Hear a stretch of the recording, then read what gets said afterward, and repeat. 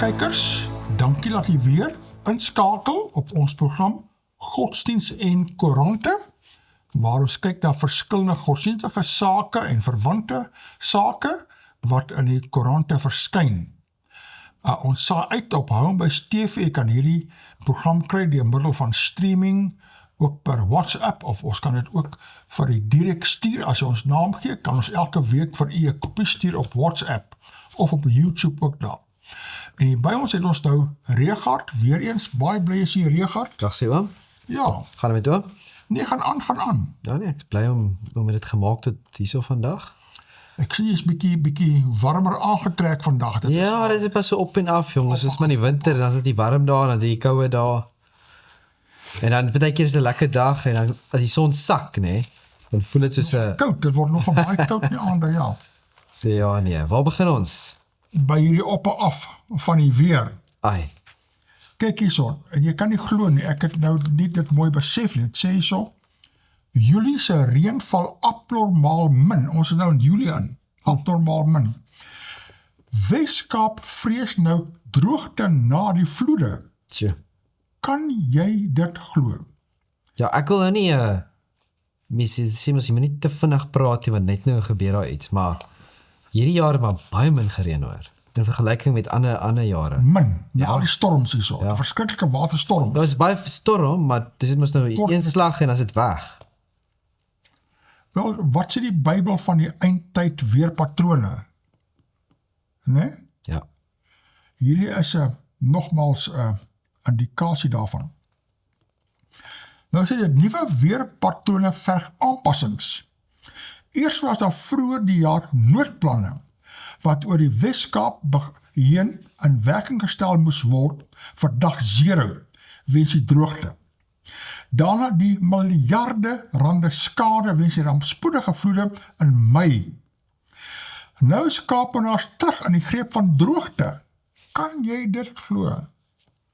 Ellen Wendy, Weskaapse premier, sê is bekommerd daaroor dat Julie, wat tradisioneel die natste maand van die jaar in die Weskaap moet wees, nog geen noemenswaardige reën gehad het nie.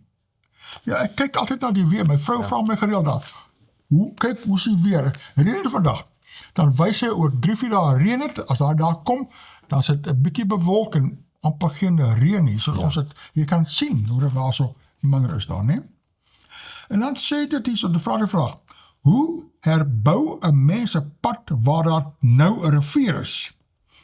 'n vloed soos die een, wat gewoonlik net 1 keer in 200 jaar gebeur, het gewys hoekom 'n belegging soos die boogbrug in Ashton nodig is, in 'n tyd van 'n veranderende klimaat, het Wendy gesê.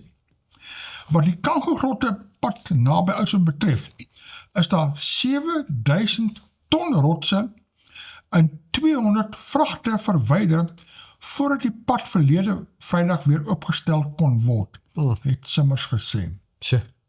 Geweldig, praat jy van die Beinskloof pas, Kangogrotte, Meilingspoort, konstruksiewerk kan 24 maande duur. Enkel baan kan dalk einde van die jaar met verkeersbeheer opgestel word. Sjoe. Ai, dan is die opskrif daar, die vloed en windskade weens die ramp in die Weskaap in Mei was 'n gebeurtenis wat ongeveer elke 200 jaar plaasvind. Baie erg. Was nie by ons hier onder in die Suidpunt so verskriklik erg nie, maar bietjie hoor op, was het baie erg. Dat is interessant. Ja. Hier is nou een, op 'n ander noot, Ja. sê hier so, Basta... Op 'n lae noot of 'n hoë noot. Jong, dis 'n lae en 'n hoë noot. Basta met die dagga. Ja? Rastas sê Kenia se hoogste hof. 'n Keniaanse Hooggeregshof het gister geweier om Rastafariërs die reg te gee om dagga op grond van godsdiens te gebruik.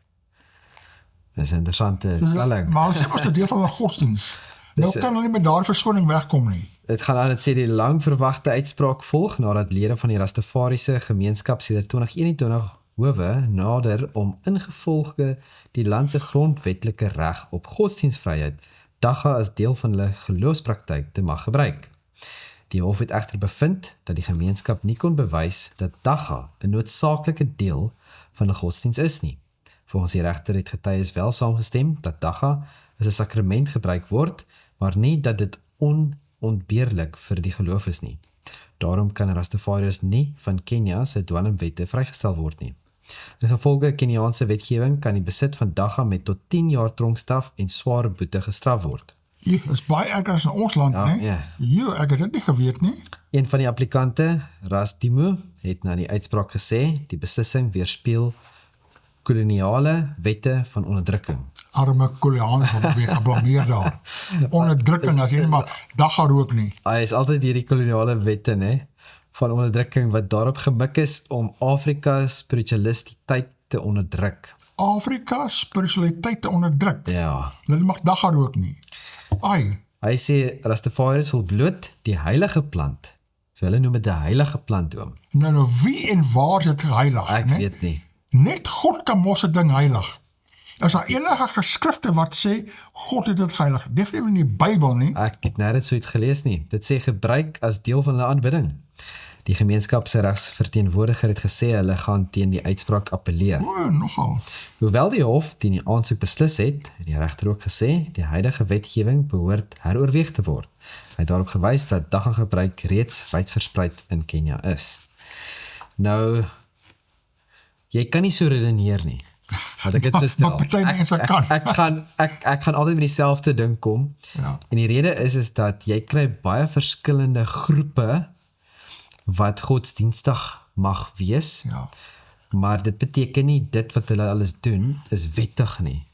Verstaan? Ja. So as jy net baie maklik gaan kyk, daar's baie groepe wat godsdienstig is, maar wat baie kulties is, Ja, en dan baie keer doen hulle dinge, en dan veroorsaak hulle eie dood, Ja, en dis baie van die goeders wat hulle doen is onwetties. presies. So, as jy gaan kyk met baie van die moslems ook, in jou moslemlande, wat baie ekstremeties is, jy weet, hulle glo jy dit is okay dat jy trou met 'n 9-jarige dogtertjie.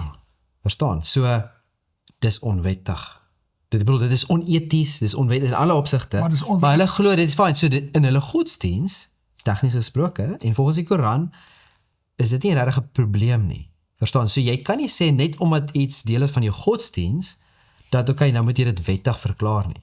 So jy kan nie so redeneer nie. So hulle redenasie is dat, nee, maar dis deel van ons godsdiens, mens kan nie so redeneer nie. Maar daai ding is wettig in moslimlande, maar nie in ander Christelike en beskaafde lande Ja, nie. Jy ja. verstaan, soos hier is nou 'n groot konflik tussen die En die ding is, moslimwaardes en Christelike en waardes. die ding is, meer jou westerse lande se regstelsel is oor die algemeen gebaseer op die Bybel. So as jy gaan kyk na al jou 10 regstelsel, gebooie alle beginsels. konstitusies van jou westerse lande, is dit gebaseer op die Bybel. So, en dit is wat problematies is van baie van hierdie godsdienste. Ai. Jong, om nou te gaan na 'n ander onderwerp. Hierso is nou 'n opskrif. Bishop se ou manne se ikone vir Pride vlag. En ek het 'n bietjie gewonder oor die ou manne, die ou toppies. Maar toe sien ek hierso op die voorblad is daar van die burger, is daar so 'n prentjie heel bo in die regterkantshoek met die gay kleure daar en sê Bishop se old boys na aanhalingstekens sê ikone vir Pride vlag. Soos die old boys vertaal hulle nie as ou seuns nie, maar as ou manne. Maar van haar ou manne is nie ou manne, is nie oud nie, hulle is net klaargemaak, hulle is nie meer boys van die boys school nie. Ja. Nou ja, soos hier is nou woordspelings, né? Nou die eindelike brug se opskrif daarso volledig sê, hulle teiken gay mense, sê komediant. Bishop se ou manne sê ikone vir die Pride vlag. Dis 'n Bishop se hoërskool in die Kaapstad. Dit saai net verdeling, sê komitee. Baie interessant, dis so skop die ouer manne of die ouer boys nou maak sterk standpunt en daar's 'n prent van Bishops Diocesan College, 'n private skool in Rondebosch, dit nou die 'n Anglikaanse kerklike skool. Alhoewel daar nie te baie kerklike beginsels mee oor is nie, maar tog. Nou sê, hoewel die Pride vlag slegs 2 dae per jaar tydens Pride maand by die Spogskool, Bishops Diocesan College in Rondebosch gehuis word, het die skool se ou manne komitee die raad versoek om slegs die skool se 3 amptelike vlae te vertoon. Indien die skool steeds besluit om die Pride vlag en ander vlae buiten die 3 amptelike vlae te huis, versoek die komitee dat 'n volledige vlagbeleid aan die Bishops gemeenskap beskikbaar gestel word. Lui 'n brief wat die komitee in Junie aan die skool gestuur het. Die komitee versoek volg op 'n medeistem 11 ten gunste, 1 het bystemming gebly, dat die skool slegs sy 3 amptelike vlae huis. Dit is nou die vlag van Suid-Afrika, die Bishops en die St. George vlag. Volgens die komitee gaan die skool om elke keer in 'n situasie bevind waar hy moet verduidelik hoekom hy sommige vlae huis en ander nie.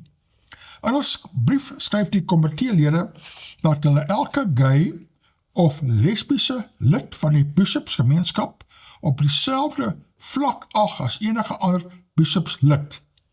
Maar hulle 'n probleem met die Pride vlag het. Ons glo nie dat die skool se sorg vir enige van sy lede beste deur 'n vlag uitgedruk word nie, juis omdat 'n vlag nie vir een deel van die gemeenskapshuis kan word sonder om die beginsel te vestig dat die skool dan die simbole van elke ander deel sal oorweeg en huis neem. Die komitee is van mening dat die skool sy boodskap, dat almal welkom is, beter kan uitdruk deur sy optrede eerder as om 'n vlag te laat wapper. Terwyl daar op die raad se uitslag gewag word, vra die komitee ook dat geen vlae buite die 3 amptelike vlae gehuis word nie. Anton Taylor, Kaapse komediant, akteur en oud-ondervoorsitter van die Ou Manne Komitee, het in 'n video op sy Instagram-rekening sy misnoë met die komitee se versoek uitgespreek. So hy is nou heel ongelukkig oor hierdie storie. Ja, nee, absoluut. Volgens Taylor wapper die Pride vlag maar vir 2 dae 'n jaar. 'n Brief van Tony Reeler, die hoof, wat aan die Bishops gemeenskap gestuur is, lei dat die skool en sy bestuur die afgelope 6 jaar die huis van die Pride vlag tydens Pride maand goedgekeur het. Dit is vanjaar weer goedgekeur. Ons ag dit as 'n simbool van inklusiwiteit. Ja, kyk hier, so is weer die woord van inklusiwiteit en eksklusiwiteit. Ons het laasweek mos gepraat daaroor. Die Christelike godsdienst is nie eintlik 'n godsdienst van totale inklusiwiteit nie. Almal word uitgenooi, ja, maar dit is 'n eksklusiewe gemeenskap van gelowiges. Wat ons begeer te toon om ons visie uit te leef.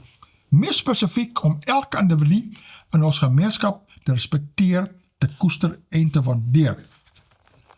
Volgens Reeler, hy sal mede Anglikaanse seunskole, St. Andrews en St. John's ook die Pride vlag. Interessant, nee, ek is nie bewus dat enige staatsskool die Pride vlag daar so huis nie. Hoekom sou kerklike instansies dit nou doen? Dit is vir my 'n bietjie. Seker met hulle in die Bybel ken jy hom. Nie meer volg nie. Ja. Oi. Dit is nou een Bishops en Pride vlag. Ou manne moet die trekpas kry. Ja. Dit is geskryf deur Carl Thomas. Dit sê so die huidige Ou Manne Komitee van Bishops College en Rondebosch moet waai, of dit nou op die maklike of op die moeilike manier gebeur. So het Anton Taylor, komediant en oud-ondervoorsitter van die komitee gisteroggend op Instagram te kenne gegee. Taylor se eis kom nadat hy verdeeldheid by die skool ontstaan het, rakende die huis van die Pride vlag vir 2 dae 'n jaar. Indien die raad daarteen besluit, moet hulle volledige vlagbeleid aan die Bishops gemeenskap beskikbaar stel. Hoewel die komitee nie uitdruklik sê hy is teen die Pride vlag gekant nie, is sy versoek gegrond op 'n vlag wat in 'n amptelike hoedanigheid gehuis is sonder dat so beleid ingestel is. Die ou mannekomitee het geskryf, hy het nie 'n probleem met die LGBTQI+ lede van die biskopsgemeenskap nie, maar wel met die Pride-vlag. Ons glo nie dat die skool se besorg vir enige van sy lede die beste deur 'n vlag uitgedruk word nie, juis omdat 'n vlag nie vir een deel van die gemeenskap gehuis kan word sonder om beginsel te vestig dat die skool dan die simbole van elke ander deel sal oorweeg en huis nie. Dis 'n baie belangrike punt. Ja, dat is ander belangrike groepe ook. Tyler was van 2010 tot 2020 lid van die ou mannekomitee. Hy was in sy laaste sowat 2 jaar die ondervoorsitter. Tyler sê, hy kan 'n spesiale algemene vergadering byeenroep en die komitee laat uitstem. Ek het die nodige stemme en ondersteuning. Julle kan net so waai. So hy is baie ontsteld. Miskien is hy ook 'n LGBTQ persoon. Ek het daardie vermoede, maar ek weet nie, ja. Seker maar. Of dit 'n familielid of 'n vriend of 'n Presies. Tyler het die ou mannekomitee verseker dat hy nie sal huiwer om 'n spesiale algemene vergadering byeen te roep nie. Hy sê tydens sy tyd in die komitee het sy span 2 spesiale algemene vergaderings oorleef. Hy beskryf die ervaring as brutaal en ongelooflik onplesierig. Tyler sê hy benodig 50 handtekeninge om die vergadering byeen te kan roep en het verwys na die Progressive Bishops webblad waarop meer as 1000 handtekeninge reeds ingesamel is. Nou ons het laasweek gepraat oor mense wat sogenaamd volwasse is en soos kinders optree, omdat hulle gevoelens na hardloop en nie realiteit nie, en dit is hoe dit my voorkom. Mense het gevoelens en hulle gaan op emosies en dan tree hulle so op. Die webblad haal Suid-Afrika se grondwet aan oor diskriminasie op grond van seksuele oriëntasie en verwys ook na die skool se kerk, St. George Kathedraal, wat al sedert die middel 1990s die Pride-vlag gereeld laat wapper. Dis nou kerk, hier is net waar het begin. Hier is kerklike skole, en as die kerk dit self doen, Ja. dit is daarom nie 'n voorbeeld om te stel nie. Tyler het die ou mannekomitee tot 5 Augustus gegee om aan te dui of hy verkiesing gaan hou. Simon Koch, het huidige voorsitter, hou nie op Tyler se eise kommentaar lewer nie. Koch het wel gesê dat die vlag kwessie 'n bestuurskwessie is, aangesien die hoof sonder konsultasie besluit het om die vlag te hys. So, ons gaan maar sien wat gaan na gebeur, oom. En die Afrikaanse kerk het 'n ongelooflike liberale kerk geword. Hy was nog altyd redelik liberaal, maar hy raak erger en erger, nee, maar laat die kerk nou die Pride vlag daar sit. Hier is 'n gedeelte Ja? in Spreuke 16. Ja? Nou, ek hou van Spreuke.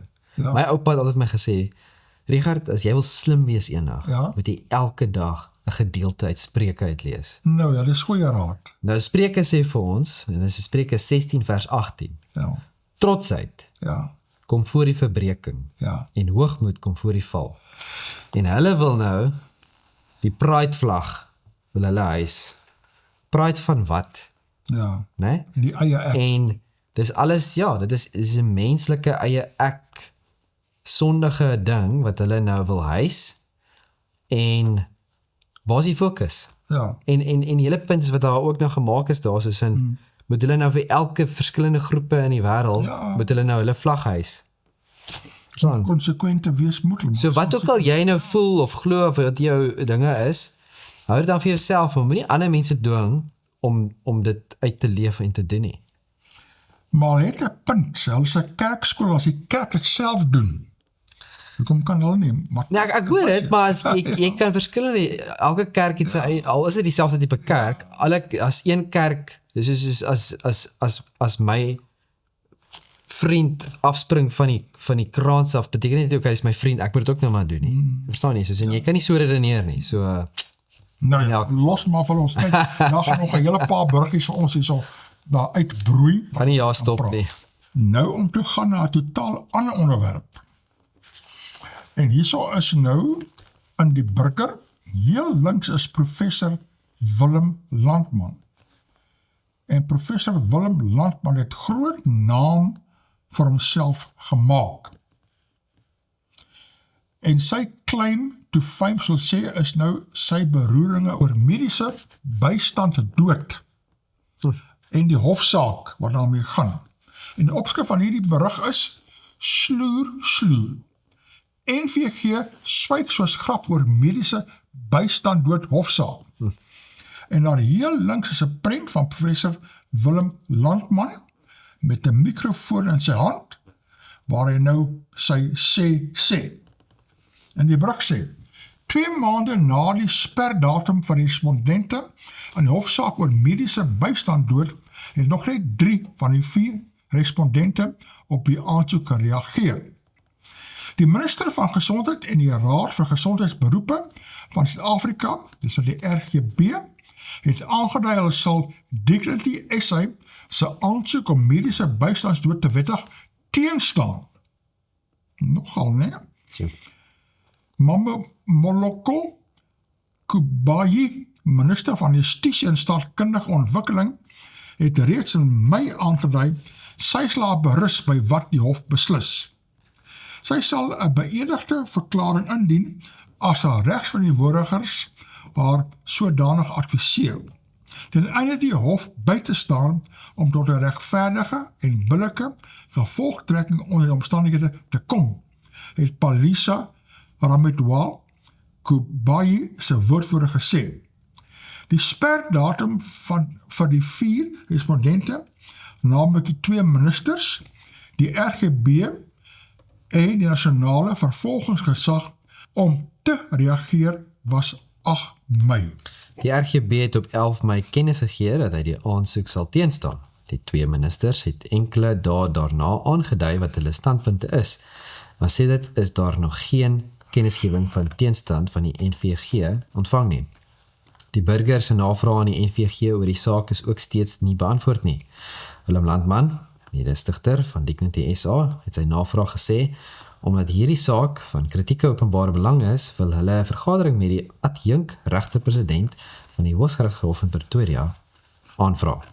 Ons sal die adjunk regter-president vra vir 'n amptelike besluit wat streng tydlyne stel vir die oorblywende partye om die dokumente in te dien en hoe verwisselings in die toekoms sal plaasvind, het Landman gesê.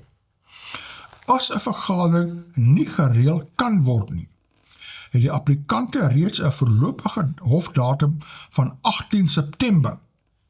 Daar is nou weer 'n klompie berigte van ons vandag gaan voortspruit, waar hulle die hof formeel sal versoek om in te tree en 'n tydlyn af te dwing. Foster Mohale, woordvoerder van die Departement van Gesondheid, het bevestig die departement het staatsadvokate opdrag gegee om die aansoek teen te staan. Intussen het aan die lig gekom dat die departement tans nie bereid is om tot 'n datum te verbind om sy beantwoordende verklaring in te dien nie. Nou, soos hier soos 'n groot armdruk en twis oor mediese bystandsdood in Suid-Afrika. Wat stop hier daar net gaan aan. Hierso sê dit nou Dignity SA faces state opposition in assisted dying case. Dignity SA defines assisted dying as a medically assisted death that can be either self-administered or administered by a doctor, governed strictly by eligibility criteria and robust safeguards. Nou dit klink baie gevaarlik vir my, oom. Ja, ek bedoel, as jy net vat in die tyd wat ons vandag leef, is daar meer verstandelike siektes as nog ooit, né? En nou wil hulle mense die reg gee om hulle self wettiglik te kan doodmaak. Dis 'n groot probleem. Ja. The case is built on fundamental rights enshrined in South African Constitution, specifically the rights to human dignity, bodily autonomy, life and freedom. So ek weet nie wat hier gaan uitkom nie, maar dit is Hulle wil die konstitusie gebruik om hulle regverdiging te gee vir assisted dying. Hulle wil die konstitusie misbruik. Misbruik, ja. Of misinterpreteer, of wat ook al. Ja. Nou, hier is 'n reaksie van Philip Coetzee van die Strand. Nou, hierdie Philip Coetzee, ek ken hom goed, hy was saam met my gewees daar by die hofsaak van daardie dominee Coetzee in die NG Kerk. Ons het nog langs mekaar gesit daar op die bank daar en bespreek hierdie hele hofsaak. Nou skryf hy ook hier so, dankie Philip dat jy skrywe. Die opskrif is, waar is streep, was die kerk in die debat? Vraagteken. Die brug oor Dignity SA se aansoek by die Hooggeregshof in Pretoria om mediese bystandsdood te laat wettig, laat my met een groot vraag. Waar was die kerk in hierdie debat? Lydens die berig was daar 4 respondente in die saak, naamlik die minister van Justisie en Staatkundige Ontwikkeling, die nasionale direkteur van openbare vervolgings, die minister van Gesondheid en die Raad vir Gesondheidsberoepe van Suid-Afrika, die RGB. Maar het blyk dat net die RGB werklik teenkanting lewer, deur hy amptelik kennis gegee het dat hy die saak gaan teenstaan. Waar is die groot kerke en denominasies? Vraagteken. Waar is die synodes? Algemene synodes, moderature, kerkrade en geestelike leiers? Hoekom doen hulle nie aansoek om as vriend van die hof tot die saak toegelaat te word nie? Indien so wat 80 tot 85% van die Afrikaners self as Christene beskou, waarom hoor ons so min van die kerk se stem oor 'n saak wat die waarde van die menslike lewe raak? Ja, baie geldige vrae hierdie. Miskien gee die kerk nie om nie, miskien maak dit nie vir die kerk saak nie, ek weet nie, lyk amper so net. Vir Christene is hierdie nie 'n blote politieke of mediese debat nie, dit raak die kern van ons geloof. Die Bybel leer duidelik, jy mag nie doodmaak nie, Eksodus 20 vers 13. Dis in die 10 gebooie, né? Ja, Die menslike lewe is nie 'n besitting waaroor ons finale gesag het. Die lewe is 'n gawe van God en hy alleen bly uiteindelik heer oor lewe en dood. Deuteronomium 32 vers 39, Psalm 139 vers 16 en 1 Korintiërs 6 vers 19 tot 20. Ja, ons het ook diepe meegevoel met mense wat ondraaglike lyding beleef. Niemand wil sien dat enigiemand onnodig swaar kry nie. Daarom moet palliatiewe sorg, emosionele ondersteuning en geestelike begeleiding uitgebrei word. Maar om doelbewuste beëindiging van die lewe te wettig, verskuif 'n grens wat ernstige morele en geestelike gevolge het. En die ding is, ons leef in 'n tyd waar met tegnologie en waar die medisyne vandag is, dat mense wat lyding het of wat in pyn is, daar is soveel pynmedikasies en goeders wat deesdae bestaan, wat mense se pyn verlig, dat hulle nie die pyn hoef so erg te ervaar nie. So, hierdie is my meer 'n verstandelike kwessie, as wat dit 'n fisiese kwessie is, in my opinie. Dit was ja. Dan eindig Philip se brief af hierso. Dieselfde bekommernis geld ook die groeiende normalisering van abortus. Wanneer die mens begin besluit watter lewe nog waarde het en watter nie, beweeg ons gevaarlik naby daarom om God se plek in te neem. Die kerk moet nie stil te bly wanneer fundamentele etiese sake soos hierdie bespreek word nie. Selfs mense wat van mekaar verskil, behoort ten minste eerlik en openlik oor die heiligheid van lewe te kan praat. Miskien is dit tyd dat gelowiges weer met wysheid, deernis en moed hul stem laat hoor. Ja, Philip, dankie so vir jou vraag en skrywe. Waar was die kerk aan die debat? En die kerke is soepstil. So, en dit my nou dink aan, ons het so 'n rukkie terug, het ons mos 'n berig gehad oor 'n persoon, 'n welbekende persoon, wat op besluit het hy gaan sy lewe eindig. Ja, dis reg. En die redes wat hy gegee het, Ja, dis baie selfsugtige redes. absoluut. En dit is baie keer, so hy het duidelik hy verstandelike probleem gehad.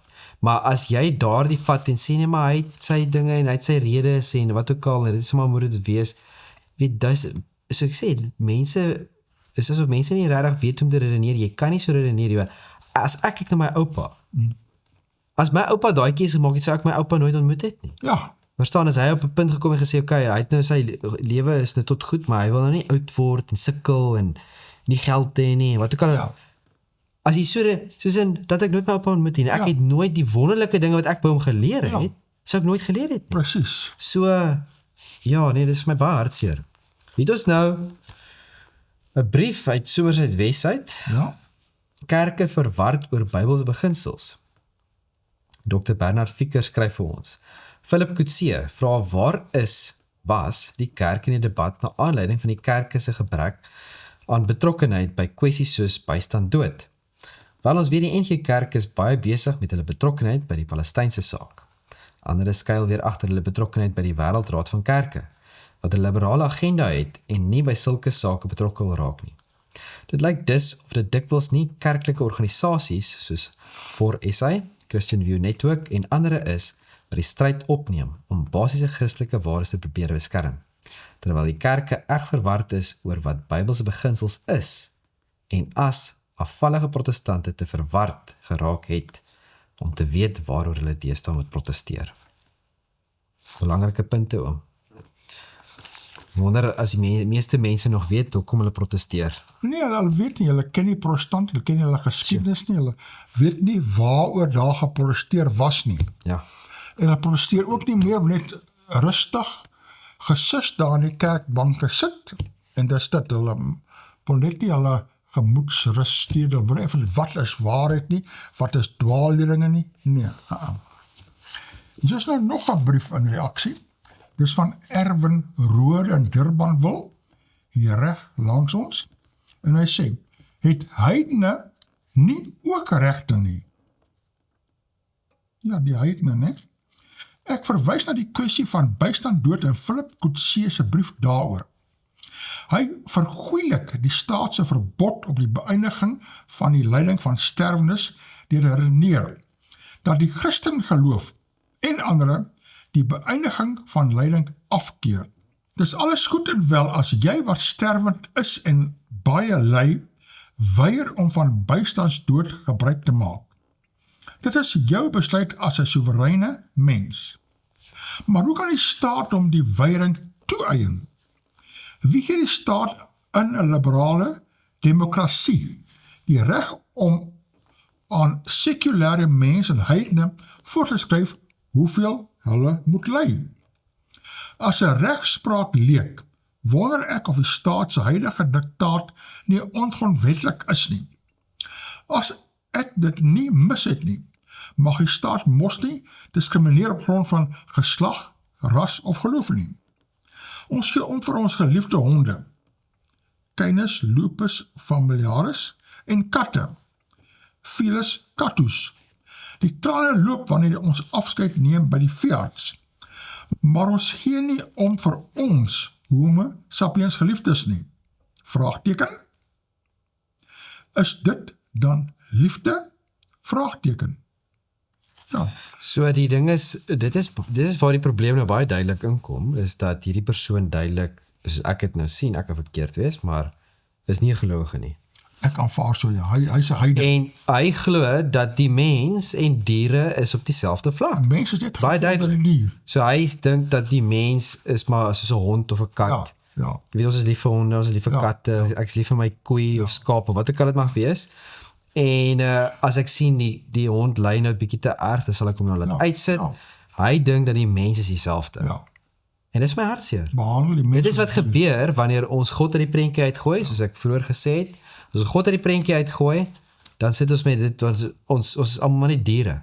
As jy in die evolusie glo, dan maak daai logiese sin. Maar die probleem wat dit is dit bring nie sy siening, bring nie die diere op na die menslike vlak toe nie, dit bring die mens af na die dierlike vlak toe. Ja. En die Bybel en dit wat ons leer uit die skepping, wys vir ons 'n hele ander prentjie. Ja. En die waarde wat in die lewe van 'n mens is soveel meer. Ja. En ek dink die mense besef dit nie. Ja. Nou hier gaan dit aan, Kanadees erken, hy help talle mense aanlyn met selfdood. Joh, dit is skrikwekkend. 'n Kanadees wat daarvan beskuldig is dat hy wettig, maar potensieel dodelike chemiese middels aanlyn verkoop, het aan mense wat hulle eie lewe beëindig het gister skuld beken op aanklagte van hulp met selfdood. Kenneth Law, 60 jaar oud, het gister die skuld erkenning in die Hooggeregshof van Ontario in Newmarket, Ontario ingedien. Hy het tereggestaan op 14 aanklagte van moord met voorbedagte rade en berading of hulp met selfdood wat verband hou met 14 inwoners van Ontario wat intussen 16 en 36 jaar oud wat hulle self om die lewe gebring het. 16 jaar oud. Ja, nee, dit is so. Matthew Gawley, Law se regsverteenwoordiger, het verlede maand aan Reuters gesê Law se skuld beken op aanklagte van hulp met selfdood ingevolge ooreenkoms met aanklaers in Ontario wat sou meebring dat die moordklagte teruggetrek word. Die ooreenkoms sal Law toelaat om 'n hoë profiel moordverhoor te vermy. Hy sal later gevonnis word. Hy kan volgens regskundiges 'n vonnis van 10 tot 20 jaar tronkstraf kry. Sedert Law se inhegtenisneming in 2023 het besonderhede van die aanlyn forums waar hy mense van raad bedien het oor hoe om hulle lewe te beëindig, verontwaardiging veroorsaak en ondersoeke in verskeie lande aan die gang gesit. Die voormalige chef het na bewering pakkies aan honderde mense in tientalle lande gestuur. Ai, Hy is ook deur die polisie in Amerika, Brittanje, Italië, Australië en Nieu-Seeland ondersoek. Die nuus dat hy nie in Kanada weens moord sal teregstaan nie, was vir talle 'n teleurstelling. David Parfet se seun, Thomas, was 22 toe hy sy eie lewe in 2021 beëindig het met materiaal wat 'n bewering deur Law verskaf is. ai, Dis een van tientalle Britse voorvalle van selfdood wat op bewering aan sy aanlyn forums verbind word. Die ou moet in die tronk gegooi word absoluut. en die sleutel moet weggegooi word. Want duidelik het hy ook 'n verstandelike probleem. Ja. En nou kom hy en hy het ander mense beïnvloed om dit te doen. Dit is baie baie erg oom. Sjoe, skrikwekkend.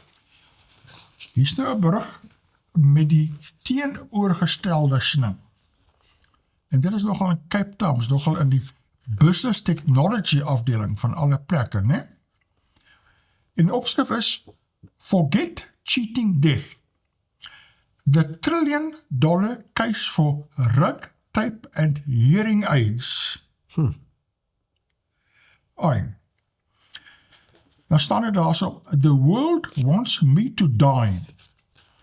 That was Brian Johnson this weekend, the polarizing American millionaire who has made it his life's mission to not die, as in not ever, and to spend his substantial fortune backing that mission. So sy missie is nie self dood of vroeg dood nie, is om vir ewig te lewe. He was taking stock of that reaction to news of his incurable autoimmune gastritis diagnosis. He reckons humanity needs its death challenges to fail. He placed himself in the archetypal company of Gilgamesh, Asclepius, and yes, even Jesus, which went about as well as you'd expect. Sure. Lou contributed to a World Economic Forum report published in June, the Longevity Dividend, which puts spectacular numbers to that shift. Its headline finding is that 3 relatively modest, low-tech interventions could save the world's healthcare systems upwards of $5.8 trillion. Wow. And unlock another $645 billion in productivity by 2040. Ja, dit is geweldig, né? These 3 turn out to be 1. Fall-proofing homes with rug tape, grab bars and better lighting. So jy val nie so maklik nie, want baie oude mense aan die val, waar hulle heup breek en bene breek, veroorsaak hulle vroeg dood. 2 extra hours of moderate physical activity per week. Ja, dit kan mens self al doen, hè? Dan number 3, wider access to hearing aids, which body-laying dementia onset could apparently prevent 2.4 million cases. So no wizzy gene therapy, no plasma transfusions. It's basic environmental safety. A little more exercise and hearing aids, that's it. Actually, dit is eenvoudig. Ai. En daar's nou 'n prent, en kyk die snaakse prent van die menslike liggaam en sy beenderre, en dit sê daar, the body as an engineering problem is often longevity science's favorite self-image. En dan eindig dit af en so, en sê, it struck me too, sitting in London, that the Western longevity debate carries a peculiar counterpoint. There's a growing wave of activism to legalize assisted dying, so that people might escape the indignities of being elderly and painfully frail, elderly and unwell, or some cruel mix of the two. Even as one part of the world is engineering more life, the other is legislating exits from it. So die een klompel gauw doet, gaan ander klompel langer leef. Dan eindig die laaste paragraaf en sê, but if the axes are right, the real allies of longer, better lives are conscientious adopters of unglamorous lifestyle updates. No one's about to make a documentary about. Ja, ons 'n paar keer praat, lifestyle changes, lifestyle diseases, as jy kyk na wat jy eet, meer gesonder kos, kan 'n drastiese verskil maak.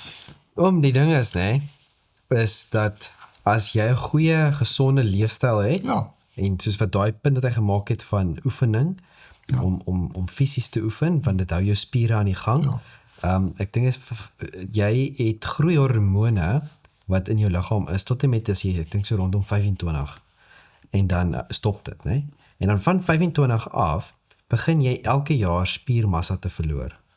Elke jaar, en elke jaar eksponensieel word dit al hoe erger.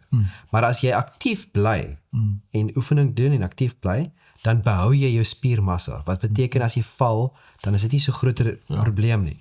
So oefening is baie belangrik, maar die hele punt vir my, is dat die mense wat nou kom, maar hulle wil nie oud word, hulle wil eerder vroeër doodgaan, want hulle wil nie sukkel en al die goed, hulle fokus net op hulle selfoon. Hulle doen nie uitreike nie, hulle is nie daar om ander mense te help nie, hulle is nie daar vir hulle familie, hulle dink net aan hulle self. Dit is 'n selfsugtige siening, wêreldsiening, wat problematies is. En ek dink mense moet aangespreek word, dat hulle kan sien wat is wat. Absoluut. Nou op 'n ander noot, ons het ons so rukkie terug gepraat oor die Good Hope Center. Ja, is 'n groot sentrum in Kaapstad, baie groot. En daar was mos 'n koper gewees. Ja. Maar nou hierso sê Mosque new buyer of Good Hope Center. It says so Meyer Gordon Hill Lewis let the cat out of the bag following months of speculation behind the sale of the iconic Good Hope Center, when he revealed during a live radio interview that the first bidder, a Nigerian church, could not foot the bill of 135 million rand. Sure. While a Ek second, ons mos gewonder daar, ons begin ja, as ek sê, dis 'n klomp geld. Waar kry hulle daardie geld? Waar gaan hulle dit kry? Hy het mos kaartjies verkoop hemel toe. 10.000 rand 'n kaartjie. Ai. While a second bidder, a mosque, was the new buyer. Kan jy dit glo? Pastor John Onoski of the Spirit Revelation Ecclesia announced to his congregation in March that the church had bought the Good Hope Center following a city property auction. But during an interview with Radio 786, Hill Lewis disclosed that the new buyer of the Good Hope Center was in fact a mosque when asked whether the Nigerian church was really taking over it. No, it's not actually. I can't really say much, said Hill Lewis. He was asked whether the sale was under review and whether it was still on the market, to which he said, it's not that we are reviewing the sale. I don't think the person actually had the money that they said they had, so they are unable to pay for it. It goes to the second highest bidder. You would be very interested to know who the second highest bidder was. The first highest bidder was a church. The second highest bidder was a mosque. Sure. The bottom line is that I now believe it will go to the second highest bidder, and it was 5 million rand less. So 135 million to the church and 130 million to the Muslim institution. Hill Lewis said while critics argued that the site should be used for affordable housing, he revealed that the mosque was said to have affordable accommodation on site. If the city proceeds with the sale under the current bid documents, we will seek legal advice on bringing an application to review and set aside that decision. We believe it is bad for our city and irrational, he then said. Kan jy glo, né? So nou is dit 'n moskee wat daar gaan gebou word. En daar vir die kykers wat nie weet nie, daar is 'n baie groot koepelgebou. Ja. Dis 'n massiewe groot gebou. Massiewe groot gebou. En er was altyd baie byeenkomste daar gehou, ook kerklike byeenkomste wat ek daar bygewoon het, en ook uitstallings en skoue, al daardie dinge. Maar die onderhoud het te duur geraak vir die munisipaliteit, en daarvoor koop hulle nou maar dat hulle dan nou kan inkomste kry en nie uitgawe het nie. Maar weet jy om wat, nee? Ek wil nou nie praat nou onder korreksie, want ek is nie seker nie, maar my ervaring sê vir my, dat onderhoud word al hoe duurder, hoe minder onderhoud jy doen. En ek dink dis miskien wat daar gebeur het. Ja. Ek dink dat dit het te veel geld geword, omdat daar in die verlede nie ordentlik onderhoud gedoen is nie. Want as jy bietjie net mooi die plek in stand hou, dan is dit nie so groot probleem nie, maar as jy dinge laat gaan, dan word dit 'n probleem. So ja. Wat my net bekommer maak is die oorname van die moslims in Kaapstad en daaronder in Longstraat, as jy afkom na Longstraat, daar's Long Street Hot Baths, en net langs was daar 'n redelike groot kerkkompleks van die Christian Scientists, en hy's oorgeneem deur die moslims, hy's nou 'n mosk. Sure. En Christian Science, toe ek jong was hulle nogal redelik actief. Ek weet, in die strand nog was daar 'n kerk. Hy is ook tot die einde gekom en toegemaak, is nou 'n besigheidsgebou daar, ensovoorts. Nou daardie 130 miljoen rand, waar kom daardie vandaan? Jy weet, Iran stuur honderde miljoene dollars na orals in Amerika oorlogste om die islam uit te brei. En ek sal nie verbaas wees as daardie klomp fondse kom van oorseese islamlande, om nou islam hierso 'n sentrum, 'n center of influence te maak en islam te laat uitbrei nie, wat eintlik baie tragies is. Sure. Nou, die mens weet nie, né? Sure. Ja. Oi. Hierso is nou 'n berig wat 'n mens ook 'n bietjie besorg maak, en die opskrif is soos Pope Leo: Christians and Muslims must work together to revive humanity, in aanhalingstekens daar. Dis 'n interessante stelling. Maar die paus wil mos almal onder sy vlerk hê. Almal moet die vriende maak, almal moet sy onder sy vlerk kom. He must be the great moral leader, en almal geag hom aanloop, né? Hier sien dit gebeur. Nou hier is uitgebring deur Jihad Watch. jihadwatch.org. Kan jy al die berigte daar kry. En daar is die foto van die paus daar. Kom ons lees wat sê, is nogal baie interessant. Pope Leo XIV is doubling down on Christian-Muslim dialogue, emphasizing an equal partnership in both traditions towards global transformation. But normative Islam does not view disbelievers as equals. Pope: Christians and Muslims must work together to revive humanity, by Joseph Tulloch, Vatican News. Pope Leo met on Monday morning with members of Jordan's Royal Institute for Interfaith Studies and the Holy See's Dicastery for Inter-Religious Dialogue. The members of the Royal Institute, which was founded under the patronage of Jordan's Prince Hassan bin Talal, were in Rome for a colloquium on human compassion and empathy in modern times. Kyk hoe mooi al die gemeenskaplike onderwerpe daar ensovoorts. Compassion in Christianity and Islam is nou die volgende op hoofie daar. In his address, the Pope suggested that compassion and empathy are essential attitudes of both Christianity and Islam. In the Muslim tradition, Pope Leo said, compassion, this now, Rafa, is a gift bestowed by God in the hearts of believers, while the inclusion of Al-Rauf, the ever-compassionate, among the 99 divine names reminds us that compassion always has its origin in God himself. Kyk hoe haal Pope Leo na die Muslim godsdienst aan. In the Christian tradition, on the other hand, the Pope said, this divine compassion becomes visible and tangible in the person of Jesus. By taking on human flesh, God goes beyond seeing and hearing human suffering and instead experiences it himself, becoming the living embodiment of compassion. Dan is je volgende hoofie, love for the poor. The Pope's rhetoric is part of a larger mission to conceal what Islam really is, while painting Israel and America, particularly under Trump, with a quite different brush. He has declared that God does not listen to the prayers of those who wage war, but rejects them. Edwin Black note the following. Dan gaan dit aan en sê that Pope Leo says this about men who stormed Normandy, about every Jew in the IDF, and about my parents who fought as partisans. At the same time, he condemned President Trump's war to save humanity from nuclear conflagration by religious fanatics in Iran. Pope Leo, who are you to tell us whose prayers God hears? In another recent article about the atrocities that Muslims are committing against Christians in Africa, Robert Spencer notes that the Pope condemned terrorist attacks, but made nary a mention of who is perpetrating them. Ja, kyk hier so, dit is belangrik, né? Ja. Net terroriste, maar dit is moslim, islam, terroriste. Dit verswyg hoeveel mense daar is so. Hulle sê nie wat is agter daai terroriste nie. Why? The reason is because he doesn't want to harm the dialogue that has been going on for years between Muslims and Roman Catholics. The idea that speaking forthrightly about Muslims' persecution of Christians could hurt the Muslim-Christian dialogue, and so the suffering Christians must simply be sacrificed in the altar of glad handing.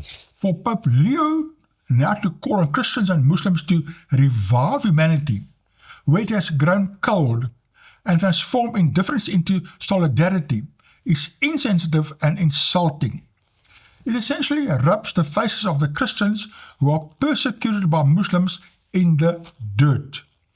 These are not words of a man of truth.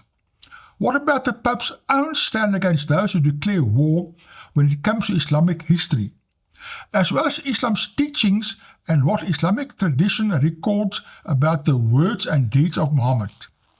In Islam, not only is war deceit, but it is waged against disbelievers as a foremost duty.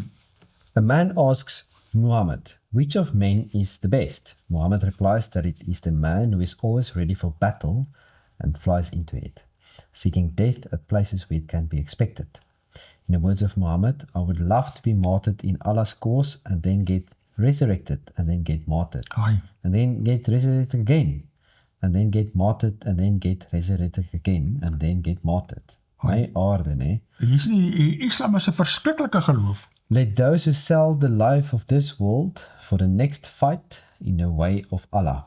Whoever fights in the way of Allah, whether he is killed or victorious, on him we will bestow a great reward. So nou al hierdie gedeeltes kom nou uit hulle geskrifte uit, né? Jong, jy sien, daaroor kry hierdie moslim ekstremiste so baie en al hierdie mense wat met bomme om hulle lywe loop en opblaas, want die is onmiddellik in die hemel. En hoeveel virgins wag daar vir jou? Ek raak nie Dis 80. Al word elke jaar Ek nog weet meer en dit meer is- en meer. Nou ja. Dan gaan het aan het sê that the Muslim Brotherhood, which was fully infiltrated most countries of the West, also follows what Allah told it to do. As its offshoot, Hamas reflects in its own playbook. Ja, Hamas, Ja. dit is nou daar in Palestina, wat almal so ondersteun op baie mense, op baie kerke, soos die NG Kerk en andere. Dit is 'n offshoot, dit is weer van hierdie ekstremistiese moslims daar. I say that jihad, a mandatory religious duty. Ja, This is followed by the power of arms and weapons. This is the role of jihad. Ai. Jihad is a religious public duty incumbent upon the Islamic nation. Jihad is a personal duty to fend off the infidels' attack on the nation. The youth should know that the problems of the Islamic world, such as Palestine, Afghanistan, Syria, Eritrea, or the Philippines, are not issues of territories and nations, but of faith and religion. Ja, They are problems of Islam and the Muslims, and they can be resolved neither by negotiation nor by recognizing the enemy's right to the Islamic land he stole. Rather, the only option is jihad for Allah, and this is why jihad is the way. enough. The symbol of the Muslim Brotherhood is the Book of Allah, the Quran, between two swords. The sword symbolizes jihad and the force that protects the truth presents in Allah's book. That is, go out to battle, O believers, young and old, by foot or on horseback, under all circumstances and Ai. conditions. Jy sien, dit is hele basis vir die moslim ekstremiste daar. Ja, sure. Dan gaan hy aan en sê, the Royal Institute, whose members Pope Leo met, was founded under the patronage of Jordan's Prince Hassan bin Talal. This isn't the only prominent Muslim-Christian dialogue effort named after an Arab royal, attempting Islamic dawah under the dialogue umbrella. There's also the infamous Bridge Initiative at Georgetown University, a multi-million-dollar research project launched in April 2015. Prince Al-Walid bin Talal gave a $20 million endowment to the center in efforts to combat Islamophobia, Georgetown boasts. Hier sien soos hulle sulke groot bedrag gee, vermoed ek het ook bedrag gegee om hierdie Kaapstad Good Hope Centrum te soek daarso. En so gaan hy aan.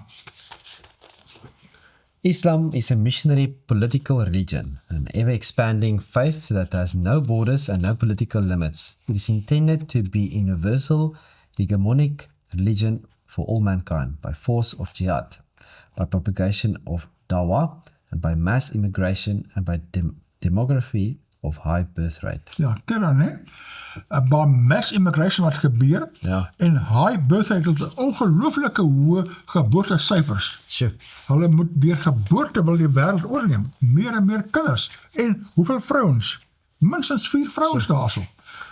Many are familiar with the 2007 launch of the One Common Word Between Us and You, global dialogue initiative between Christians and Muslims, which carried the approval of Pope Benedict, who initially showed righteous caution regarding Islam, but eventually succumbed under pressure to the Fox efforts of those who were advocating close Catholic-Muslim relations. Many other Christian leaders and Muslim clerics also approved it. What the Christians didn't realize, however, is that a one common word was based on Quran 3 verse 6 to 4, which reads, "A prophet, O people of the book, let us come to common terms that we will worship none but Allah, associate none with him, nor take one another as lords instead of Allah. But if they turn away, then say, bear witness that we have submitted to Allah alone." Ja, Dit is absoluut oorname, nee, wat hulle wil doen. Daar is eintlik geen ooreenkomste nie. Men moet vriendelik wees, ordentlik wees, maar jy kan nie saamwerk soos broers die ding is so met die moslems, daar's geweldige groot hoeveelheid van die moslems wat net normale mense is. Hulle gaan aan, hulle glo in die Koran en alles, maar hulle is baie, jy weet, hulle glo nie regtig alles wat die Koran sê nie, want hulle weet self nie regtig wat die Koran hulle sê nie. Verstaan? Maar dan kry jy jou ekstremitiese die hoeveelheid mense wat die Koran baie letterlik ernstig opneem, want daar is baie dinge wat in die Koran is wat skrikwekkend is as jy dit self gaan lees. En dit is waar die probleem lê. So, Dan eindig hy af en sê, to discuss the unflattering truths about Islam is invariably deemed anti-Islam or Islamophobic. Ja. As jy waarheid vertel, nee, jy is Islamophobic, jy haat Islam daar so as jy die waarheid praat. Jy mag nie die waarheid praat nie. Islamic leaders are fanning the flames of the strenuous efforts to suppress facts about Muslim persecution of Christians, as well as the persecution of the state of Israel, of Hindus, minorities in Syria, and in other parts of the Middle East, and of Ahmadis in Pakistan.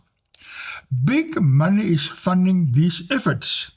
Ja, big money word oorals daar gewy om hierdie Islam te versprei, en daar die big money kom ook koop die Cape Good Hope Centre daarso. The claim that Islam is a religion of peace, ready to coexist as equals with Christians, Jews, Hindus, and other groups, is a big lie. It is also betrayal of the countless persecuted minorities around the world who have suffered immensely and continue to do so. Think about the implications of the partnership in this deceit between the Pope and Islam.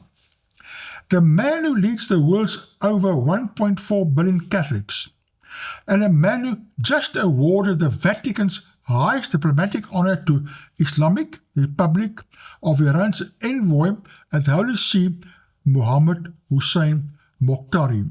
Ons het daaroor gepraat voorheen. hoe hulle daar die hoë toekenning aan hierdie moslimleier daar gee. Nee jong, die dinge is baie erg, dat is ongelooflik erg. Sure. Jy moet die waarheid praat oor die moslim geloof, maar dan word jy uitgekryk as islamofobiek. Ja, Die tyd hardloop, nee. ek weet wat jy wil sê. Tot sien kykers, dankie dat jy saam gekyk het daarson. Geef ons terugvoer, wat jy van nou, wat jy nie van nou, die agtergrond van jy te hoor. Stuur ons 'n WhatsApp, ons luister en lees graag. En staan sterk in die geloof. Ons as protestante het 'n besonderse waarheid wat ons uit die Bybel gekry het, en dit moet ons koester met alles wat ons het daar. Sterkte tot volgende week. Ja, en oom, as jy gaan kyk na al die gedagte kom net by my op, as jy gaan kyk na al hierdie geskrifte, ek het nou die Koran self gelees, Ja. Ek het nog nie heeltemal deur maar ek het geweldig baie van dit gelees, en as jy gaan lees van die geskrifte van die Hindus en al hierdie verskillende gelowe, Ja. dan is dit hartseer, want daar is soveel dinge, snaakse goed dat die mense glo, en dit lei tot snaakse leefstyle, en ons kan so dankbaar wees vir die Bybel. Ja, En ek dink baie keer besef ons as Christene, besef nie die waarde wat ons het Ja. van die woord van God nie. Absoluut. Kom ons vergeet dit nie, kom ons hou vas, en kom ons lees dit elke dag. Ja. Totsiens.